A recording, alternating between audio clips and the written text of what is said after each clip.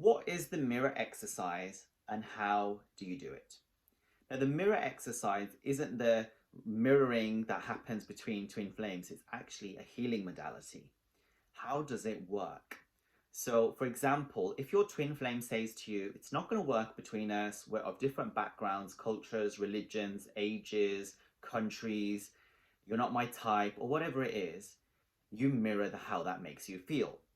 So I've had people say to me, "Oh, but I don't believe that. I don't believe that it's not going to work between us because of different cultures." That's not what mirroring is. So, for example, when your twin flame says those things to you and makes you feel upset, what do you feel? Do you feel rejected? Do you feel abandoned? Do you feel sad? Does it bring feelings of "I'm not worthy, I'm worthless, I'm not good enough"? Those are the feelings that you're going to be mirroring and healing. So once you identify one feeling, then you turn it around to say, so for example, my twin flame makes me feel abandoned. You turn that around, I make myself feel abandoned. Now, is that true? Of course it's true, because anything that is done onto us is a projection of how we actually feel inside. So then go to that part of yourself, the inner child, inside of yourself, go to a specific time when you felt abandoned, when you felt like no one was there for you. Go inside and ask that inner child what they need. Do they need love? Do they need affirmations? Do they need reassurance, a cuddle? Do they just need your presence? Do they need to just release that feeling out? Do they just want to let go? As you connect with that inner child, at first, the inner child may not want to talk to you. You might not have established a good relationship. The inner child may not trust you. You have to build that up over the many times you do the mirror exercise. And as you go and give that child whatever it needs, and it might be that the child has forgotten that there's God and there's someone higher, of a higher power, that could give them that reassurance and give them that love they need and not abandon them, because they've always got that within them.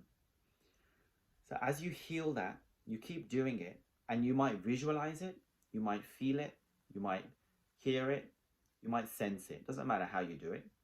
I tend to see it.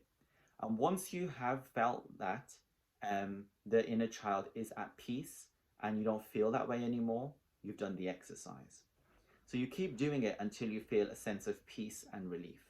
Now, the mirror exercise can take more than an hour sometimes on one issue. Can do. And it can also take more than a couple of weeks or months to get to the core of a block.